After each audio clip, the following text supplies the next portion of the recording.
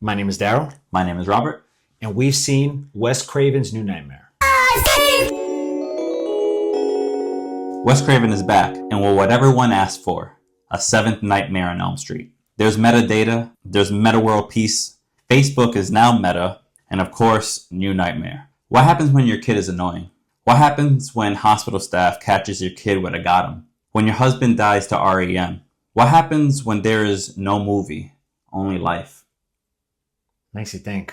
1, 2, Freddy's helping our views. 3, 4, pretty much the score. 5, 6, this was one of his picks. 7, 8, is it overrated? 9, 10, never watch again. 11, 12, just kidding, I'm a fan of this movie and it holds up well. Bars. First things first, like and subscribe. Please. Enough of the bullshit. We appreciate it. We always forget to say it. Enough of the bullshit. Yeah, it's crazy. If you forget to say it, it won't happen. If you say it, maybe it'll happen. If you say it, maybe it will. The chances are better. I go into videos not liking and subscribing until they tell me. Once they say it, I'm like, what does it cost me to do that? And it truly doesn't actually cost anything. But yeah. Some calories. Please and thanks. For that movement. We are in the middle of something we call 5 weeks of horror. Mm-hmm. So we're in spooky time. Spooky time. And for one thing, if you can see around you, I'm into spooky time. There's mushrooms around, there's pumpkins around. True. He's orange. True. It's the holiday season. All these things are true. Mm-hmm. But you notice I'm also rocking this in solidarity of Jimmy Kimmel, the Disney hat. Yes. You know what I mean?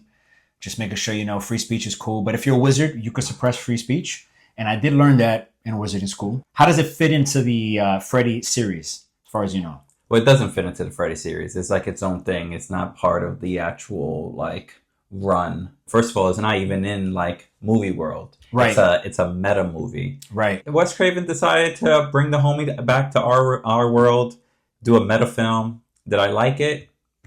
Not really. Way to describe it. There was a first one, a second one, third one, a fourth one, a fifth one. And then they decided it got a little campy, a little crazy. It got a little out of hand. It became cartoony. Yeah, the homie became basically Mickey Mouse. That's because Wes Craven wasn't attached and he was not trying to do horror anymore. They said, let's bring the homie back. What if Freddy visits the set of a Freddy movie and just wreaks havoc? You know what I mean? So you're saying, just off the bat, not your favorite? No. Number one still holds the crown for me. And you already don't even love that movie, do you?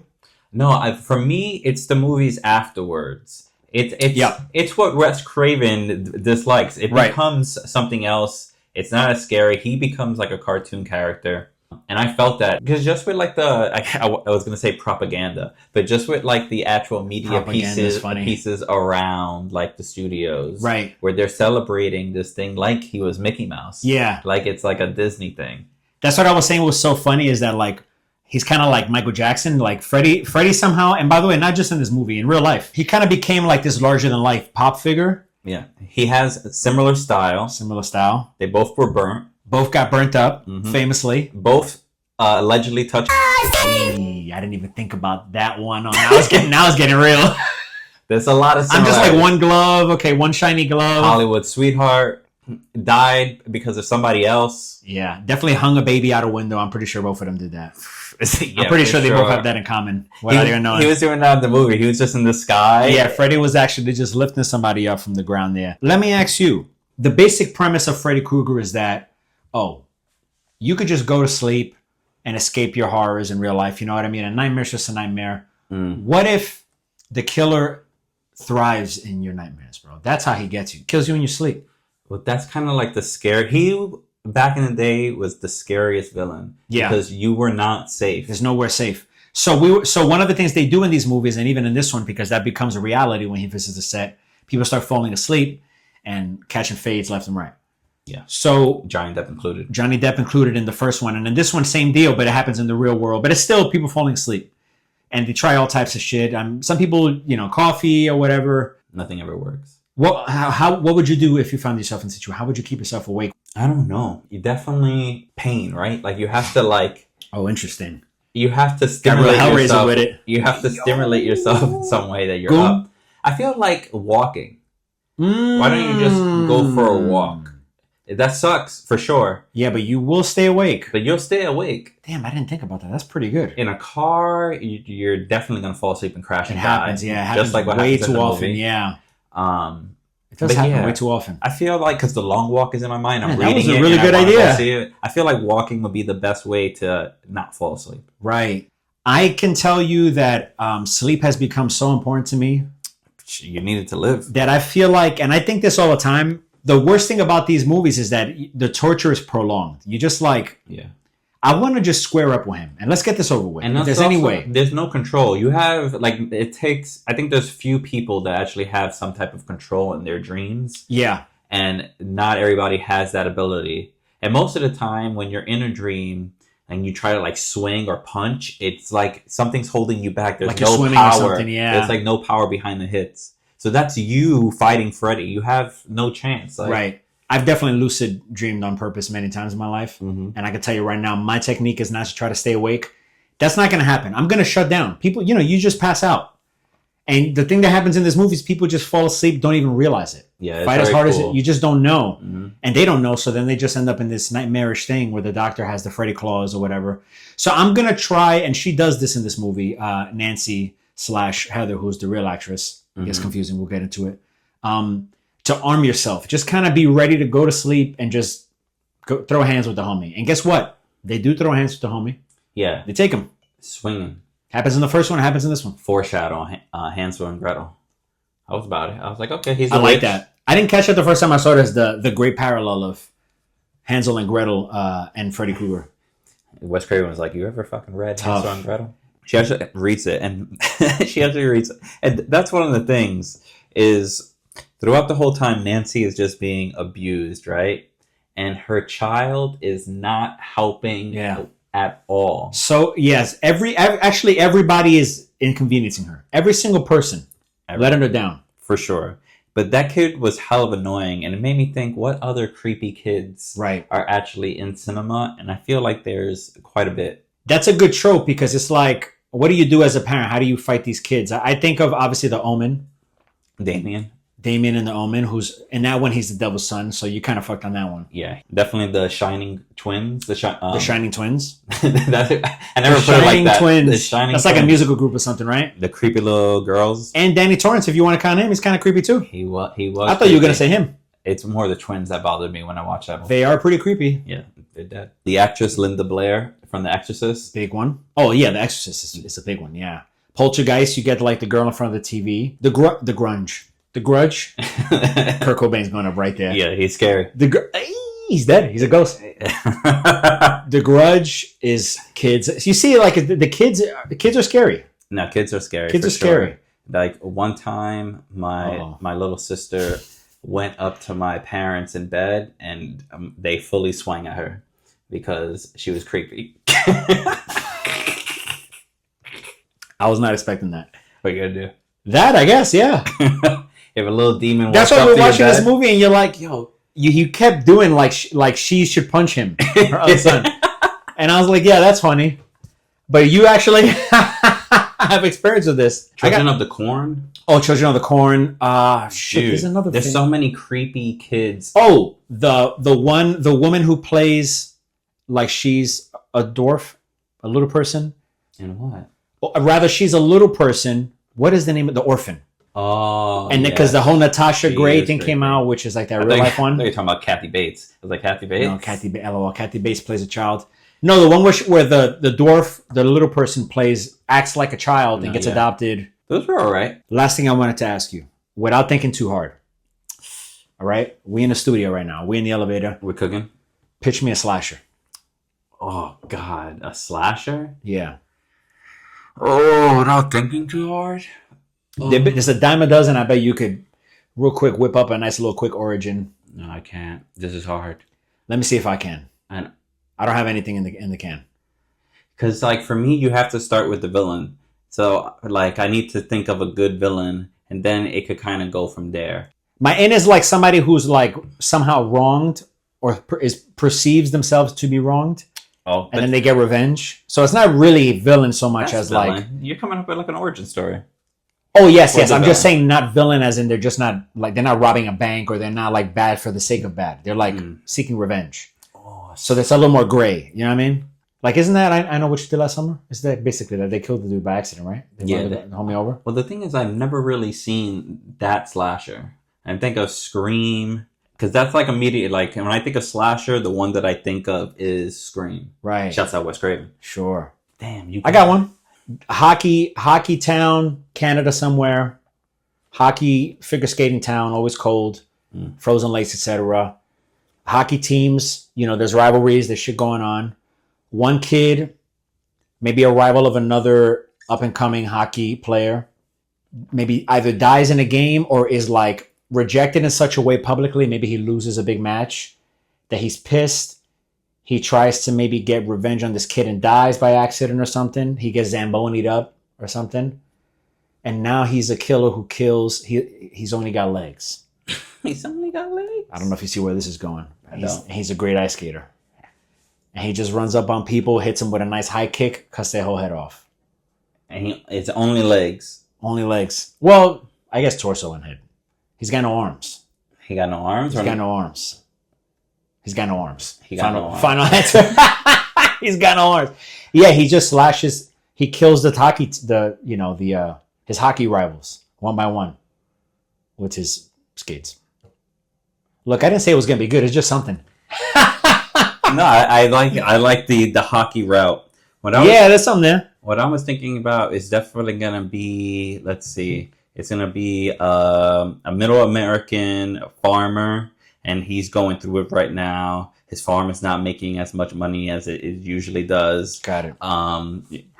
Touching the heart already. The animals at his farm are dying because he can't hire people to work for them, so not everything is being kept. Crops are dying. His farm is just going down. The government doesn't want to help him. He's gonna have to sell his farm. His wife then gets cancer and kind of immediately dies. He attempts to get funding. He can't get funding. He ends up drinking a whole bunch after they came to go siege his farm.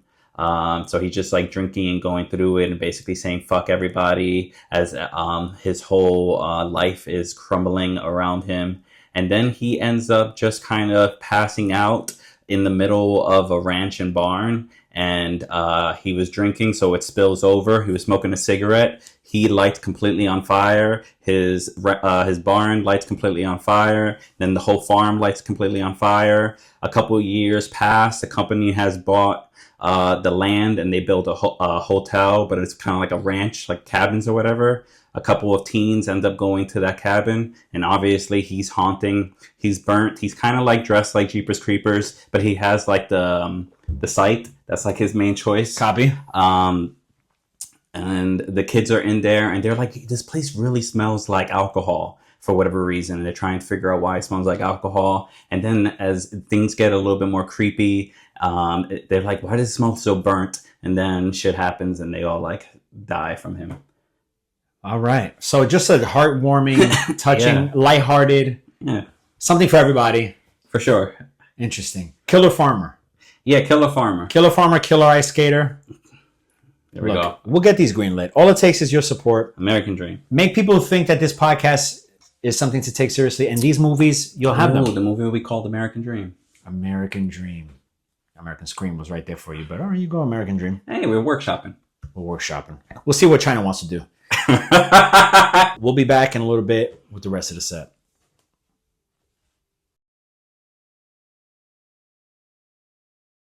Wes Craven's New Nightmare. There's a lot. You know what? Positives. Okay. I See? need guardrails. I knew, yeah. I need guardrails. You need the bowling bumpers. What's good about this movie? Damn, it shouldn't be that tough. I don't know, man. I didn't like this movie even a little bit. Oh, interesting. So to think of like pros of slaves. I don't know, because like the thing is, he didn't like it got so comical, but he still kept the comicalness in it. What I liked was, I guess, the meta factor. there was a lot of good lines. Wes Craven's writing, I think, was really, really good. Yeah. How it was delivered, it was here or there.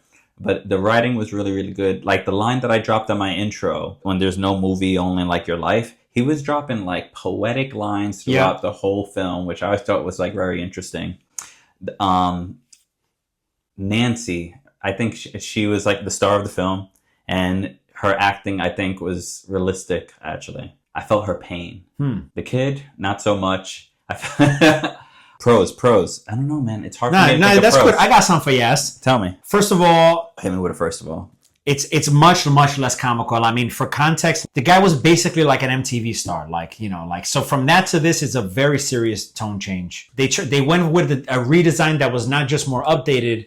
He was deliberately more scary. He did look more fucked up. His glove was like half mechanical, half organic, which I thought was kind of sick. He was just a little more serious. It was like his voice was less fucked with also. It sounded like just Robert Englund doing his own voice. Yeah. The trench coat, the hat. And also they take a while before he actually is fully in the frame and fully in the scene.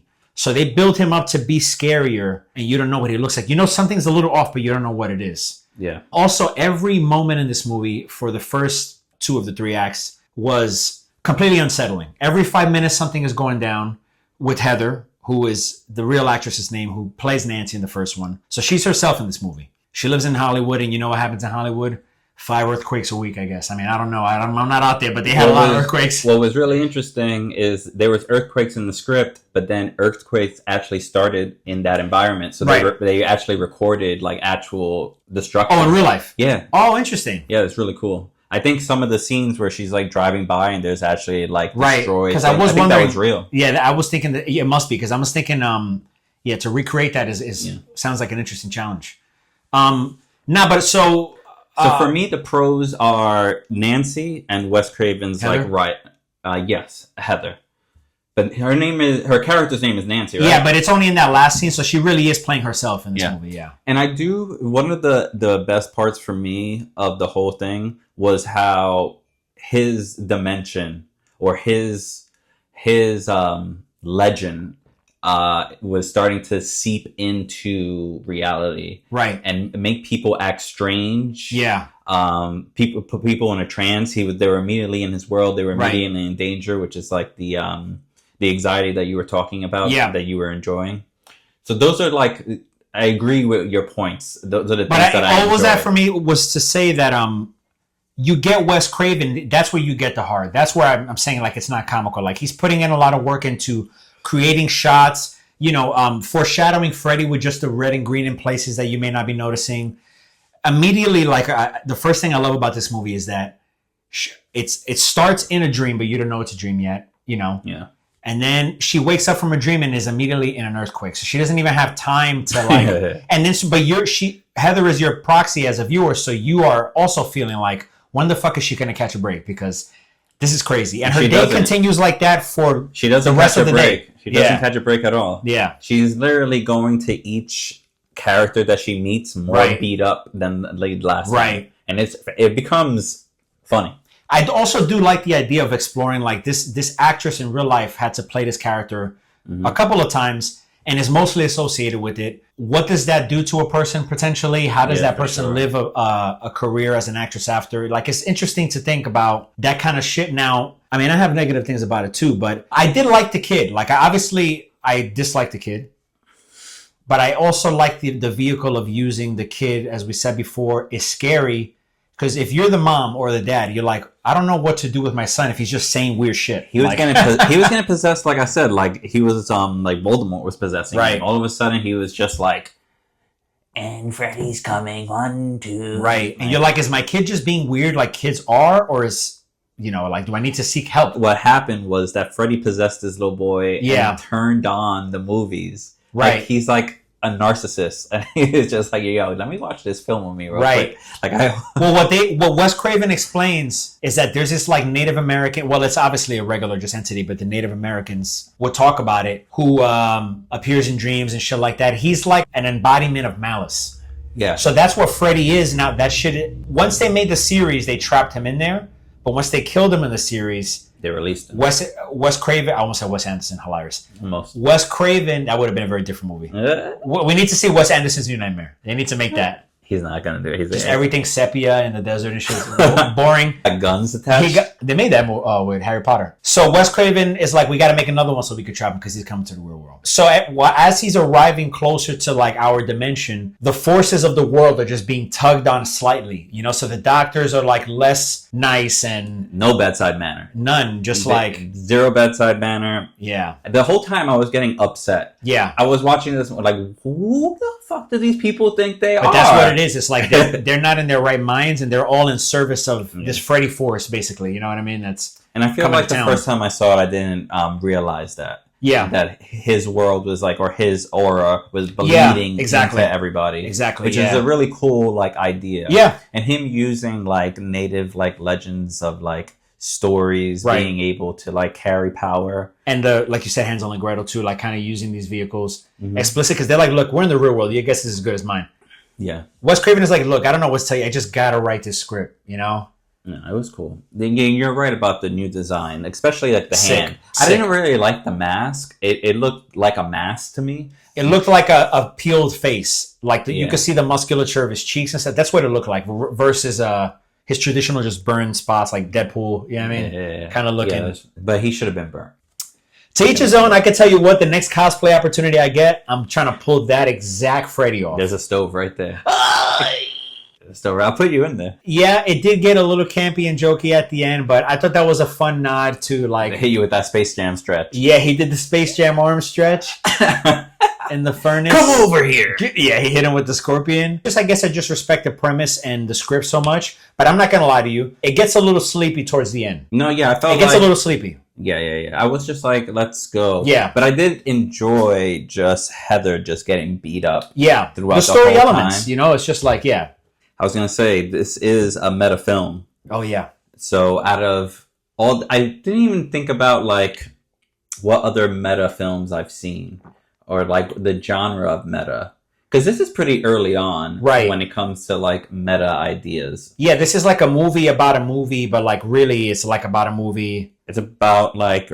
fiction blending into reality, right? Like the real film script is in the movie. The characters are looking at the real script that they probably actually looked at when they, you know. Yeah, I feel like there's different layers of like meta movies, right? Like there's an idea of like breaking the fourth wall, but that doesn't necessarily need to be like true. Deadpool would be those in this situation, but like Truman Show is like truly breaking like all the walls because he was trapped. So like, but we never interface with him with Truman though. So, but the people who are watching him in the movie interface with him. Like, so that's meta in that way. Yeah, exactly. And then there's like Inception, like that whole concept. Right, that's meta just because there's layers of dreams and consciousness and stuff like that. But I guess what's a movie that comments on itself? Basically, is what it would be. For example, Spaceballs. This is a wild one, but this is how back I gotta go. Spaceballs, they have a scene where they reference the merch for that movie, and they have like Spaceballs toilet paper, or where the homie's talking right to the audience. So I think like Monty Python, I think does Monty Python does stuff like that, where they like talk right to the audience. What about Being John Malkovich? Is that's kind of meta? Yeah, that's a little bit. There's layers there for sure because he's a real actor. It takes place in the real world. Yeah, and he's getting like possessed. I guess that's kind of what it is. Movies that take place in the real world. Yeah. So Never-ending Story. Never-ending Story. Kind of counts because the homie's reading a book. Hook. I'm going with Hook then. Hook. Oh, Hook. Yeah. I'm going with because Hook. If that's the definition, Peter Pan's supposed to be fake here. In that. Yeah, exactly. No, but he is real in that world because he. Or are you talking about? Is there Peter Pan books in Hook? Like is the Santa Claus is real too. Santa Claus. It's coming to Wendy. Spinal Tap, maybe, I guess, kind of.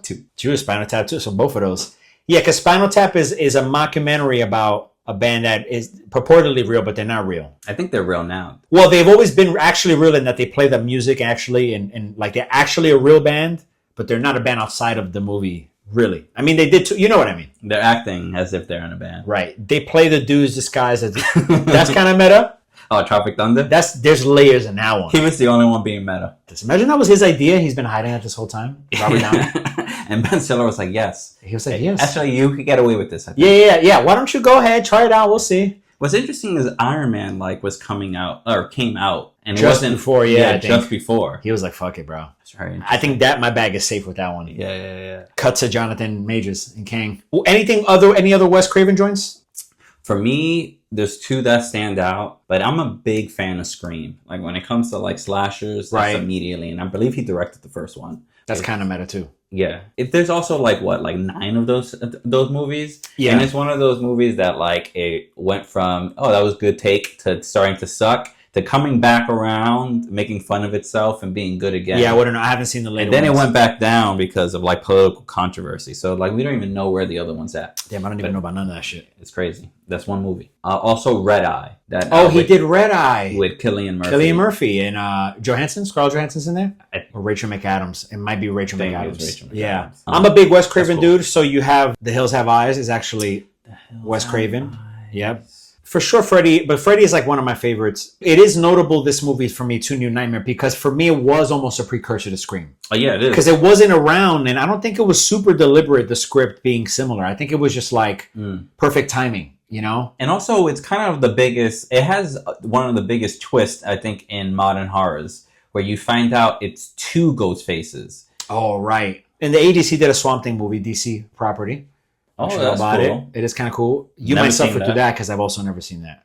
You might, yeah. I watched and I love Swamp Thing, the comic character. So that's cool that he had to go at it. But shouts out to Wes Craven though, because he's trying to expand the genre a little bit, you know, and he's not necessarily shamed by the old shit. It's just it's like every movie director, everybody who has these ideas, you give them to the studio.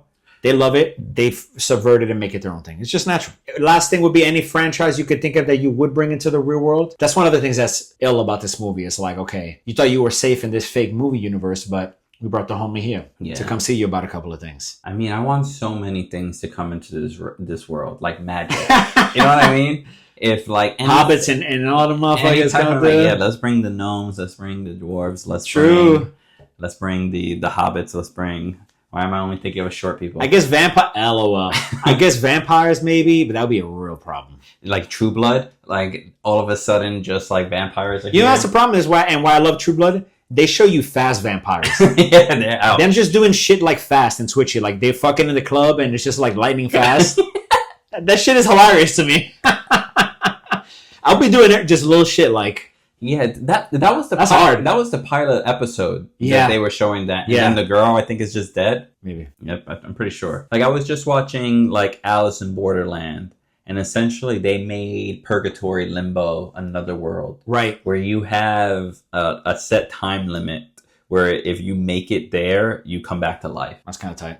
That's cool. That's kind of tight. That type of reality stuff where it's just They kind of shit the bed with some of the Black Mirror ones, but I think Netflix was trying to do a thing like that, a choose your own, where they filmed already each consequence and you get to pick. It would be nice to explore that with a slasher, with a good slasher. I mean, that type of storytelling is just better suited for a video game. Yeah. Yeah, easier to film. This was my shit. I left it feeling as confident about it as I did the first time I saw it. And maybe it's because I love the series. Actually, I shouldn't say I love the series. I love the character. I love Wes Craven. I love the premise. The series kind of sucks, and that's why I like this movie so much, I think, because I felt like it redeemed it. And redeemed the character and gave Wes Craven a way for him to send the character off how he wanted. I enjoyed it as a Wes Craven joint. I'm going to give it a 6.9.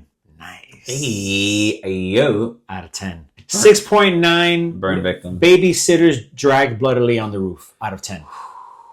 I'm gonna give it 2.5 Johnny Depps out of 5. This movie, that's not bad, is better than what I remembered it. I felt like paying attention to it this time. You find little nice Wes Craven bits, and appreciations for the way that he directs and the way that he wrote. I think the writing was real fun. There were some lines that was coming out these characters, and I was just "Yep, what are we even It's crazy. This Nightmare on Elm Street movie. What are we doing?" I'm a person who. I feel like Wes Craven and good directors and writers who do spooky stuff, they imbue the film with almost like a curse, because they implant some nugget of an idea like the Freddy thing in the dreams that goes beyond the movie watching experience. Now when you leave the movie, you're afraid to go to sleep. No, yeah, you you see the poster and you associate it with that. And to me, that's the genius of even this movie, how he takes that even a little further and plays with superstition. Because I think that's to me, one of my favorite elements of horror. When you can imbue it with that kind of curse, like The Ring or something like that, Yeah. To me, that brings it to another level. That's what I think I like the most about it. So that's my 6.9, almost 7 out of 10. Yeah, well, you just reminded me, not so much with The Ring, but with The Grudge, it's the same thing. Japan has like lore or an actual like a deity for like this type of thing where like tragedy strikes and all of a sudden like an entity spawns from that like tragedy. And I feel like that's kind of like the same thing that happens. Like you create a film, you create like a storyline or a character, and then a giant mass of people get scared at one whole time, and that like starts building like an entity or an aura. That's it. I think for us, as far as plugs, I don't know if you have anything. No plugs. I got the one thing. 5 weeks of horror. Keep watching. Get spooky. We appreciate it. Please let us know any other horrors that you think we should watch. We might not get down to it now, but there's always next year that we could just drop in, or we could just watch a horror whenever we want. Definitely. But please like and subscribe, and we appreciate you guys. And when we're done with the horror stuff, hit us for any movies that you want to see. We're looking for ideas. We've got some really good ones so far. Peace, y'all.